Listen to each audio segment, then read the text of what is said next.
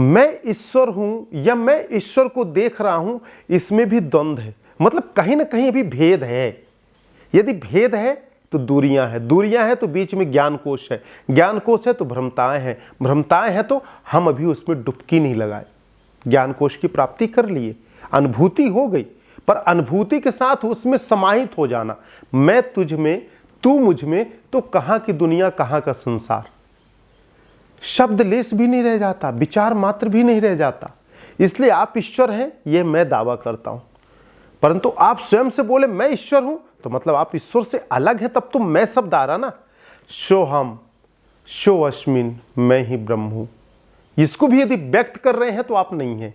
यह एक ऐसा अनुभूति का विषय है जो सिर्फ अनुभूति में ही अनुभूति, आनंद ही आनंद है। एक्सप्लेन करने का विषय नहीं है यह तो अंतर चेतना का आनंद का विषय है, सांचित आनंद का। उस ब्रह्म की अनुभूति में ही सब कुछ है। हमारे कई साधक माताएं, बहनें, भाइयों इस माया जाल में भी फंस रहे थे कि मुझे प्राप्त करना है, प्राप्त करना है, प्राप्त करना है। अरे कुछ ईश्वर कोई प्राप्त करने का विषय भी नहीं बनता है। आप तो चल पड़ो, उसके लिए ही तो आपने जन्म लिया। जिस चीज को पाने के लिए आपने जन्म लिया, जिसका अनुभव करने के लिए आपने जन्म लिया, जिस कुंड में, जिस जल के स्रोत में डुबकी लगाने के लिए आपका जन्म हुआ, आप उसी को पाना चाह रहे हैं। ये तो मनुष्य तन का जन्म ही उसी के लिए हुआ, तो फिर उसको पाने के लिए क्यों तड़फ रहे हैं।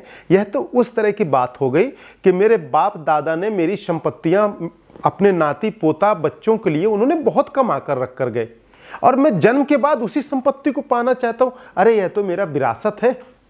बस उन 4 पुत्रों में से मुझे ऐसे कर्म, ऐसे आज्ञाकारी अपने माता पिता का बनना है कि संपत्ति की पात्रता और योग्यता वह मेरे में देख सके।